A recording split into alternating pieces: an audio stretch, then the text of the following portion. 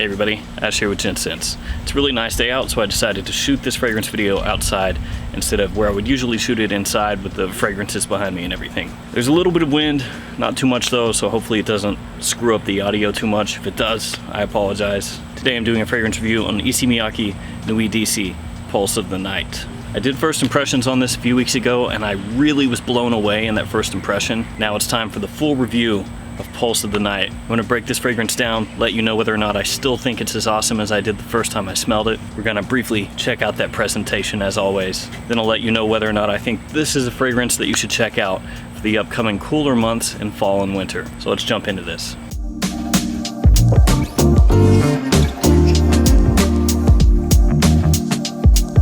First off, we'll take a look at that presentation. So here we've got the box, Issey Miyake Nuit DC, Pulse of the Night. I like the design that they used on the box and the bottle with this one. It's pretty simplistic, but it looks cool. There's nothing doing on the top of the box.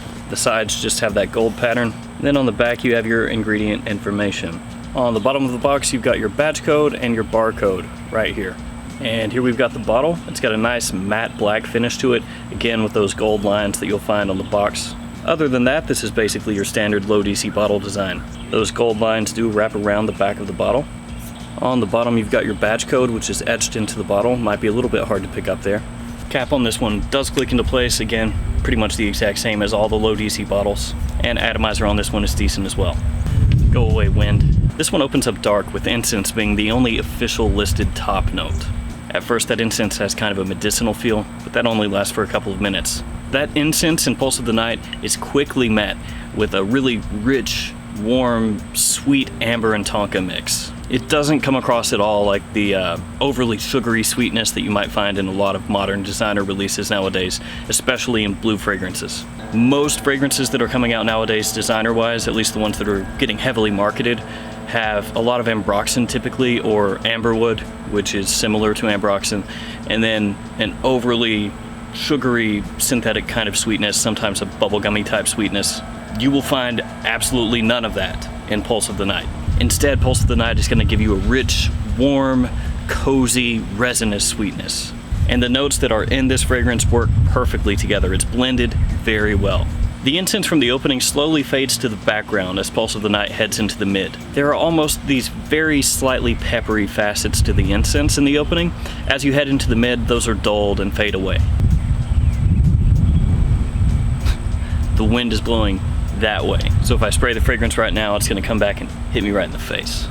And in the mid, the tonka and the amber definitely become the most prominent notes of the fragrance. You get this wonderful subtle patchouli note that kind of peeks in and out in the mid, but it's not a really strong note of patchouli, it's more a bit player. The patchouli comes across dark with just the faintest touch of earthiness. It's not a really prominent note in the fragrance, it just adds kind of a nuance and serves as a contrast to the sweeter amber and tonka. There's also a little touch of powder in the mid, which is most likely coming from the amber, and then vanilla in the base of the fragrance.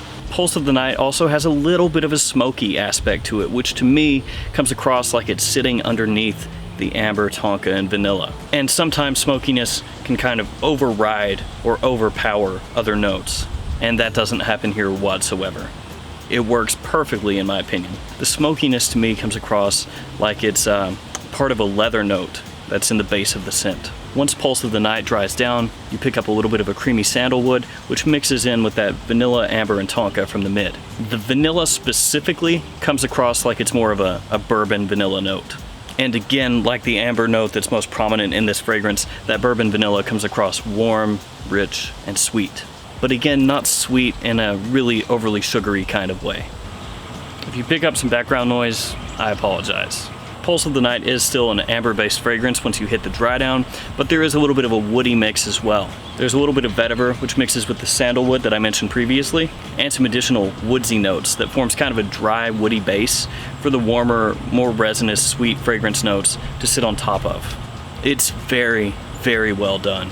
At first blush, when you first smell this, it might not seem like there's a huge difference in what happens with the fragrance from the opening to the mid to the dry down, so it might come across a little simplistic, but there are lots of changes going on with the scent. It's just that they're more subtle changes. Sometimes you'll have a fragrance that hits you with a big blast of citrus, and then that citrus dies away really quickly, and then it goes into something more floral or spicy, and then changes from that into a more woody or ambroxan-based dry down.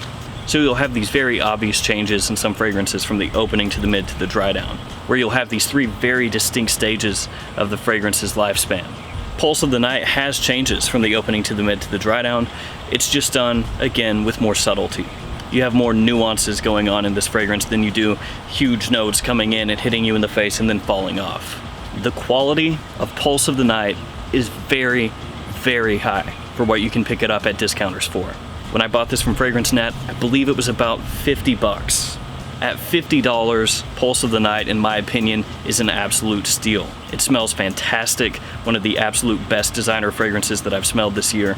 No lie, it just smells awesome, especially if you like amber, vanilla fragrances that are warm, resinous, deep, rich, and sweet, along with a bit of incense and leather, a little bit of smoke. Awesome release, really, really good. So much better than I was expecting. The amber in the fragrance comes across like a really quality mix of myrrh and benzoin, and that amber just envelops the scent very early on, and it stays that way through the entire fragrance. Just this envelopment of rich warmth. The tonka that's used in the fragrance doesn't come across like your more typical designer tonka note. You know, like the tonka note you might find in Versace Eros or Chanel Allure Homme Sport Eau Extreme. Nothing against those fragrances at all, just the way tonka is used in those scents is not the way it's used here. The tonka in this fragrance is more like what you might find in a tobacco-based scent. That's how the tonka comes across. Now let's quickly touch on the performance of Pulse of the Night. It's above average, which you would probably expect because of the notes that are being used here. These are notes that have a little bit of oomph to them. They're not really light notes. You've got incense, amber, tonka, woods, vanilla. These are all notes that typically have a good amount of staying power. With Pulse of the Night, I get 8+ hours of longevity, so absolutely no complaints there. And it has above average projection, especially through the mid, so for the first couple of hours it's going to project very well. And while the projection is very solid, this isn't the kind of fragrance that's going to come across cloying, at least not to me. So that's something that I appreciate. That being said though, this fragrance could potentially choke people out if you go crazy with the sprayer, so don't do that. 3-4 sprays, you should be good to go. Obviously, with this kind of fragrance, these kind of notes, this is going to be a winter and fall fragrance, though it leans much more toward winter than it does fall. And right now we're getting close to the end of September. You can see here, it's still green outside, it's still warm. I mean, I'm actually almost sweating right now, even though I'm underneath the gazebo. For that reason, it's not really going to be a fall fragrance for me, because right now this isn't the kind of scent that I want to wear in weather like this. Once it gets cold outside though, absolutely, I'm going to wear the heck out of that one. And while the name of this fragrance is Pulse of the Night, you would think that would make it just nighttime only. I think you can easily pull this off during the day as well.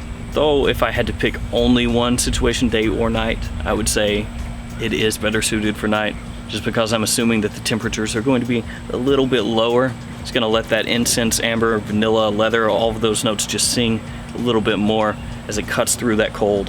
So yeah guys, those are my thoughts on Nuit d'Issey, Pulse of the Night. Amazing bang for the buck. At $50, it is an absolute steal if you like any of the kind of notes that I've mentioned in this fragrance or fragrances along those lines. Absolutely, you need to smell this. It's crazy because it's just a flanker to the Nuit d'Issey line, but it is fantastic. I know that Issey Miyake Noir Ombre and Issey Miyake Orange got a lot of hype as just super high quality fragrances released by a designer house. And even though this fragrance is technically just a flanker to Nuit d'Issey and isn't part of their upper echelon designer releases, if you want to call them that, I think the quality here, quality-wise, you could put this one right up there with those. Maybe not past them. Noir Ombre is a really great release. But if there's a gap between this one and that release, it's a small gap. The quality here, fantastic, awesome. No lie, this fragrance impressed me so much that I actually went and ordered 2 more fragrances from Issey Miyake just a few days ago. When I get those in, maybe I'll do a first impressions and we'll see if they can stack up with this one.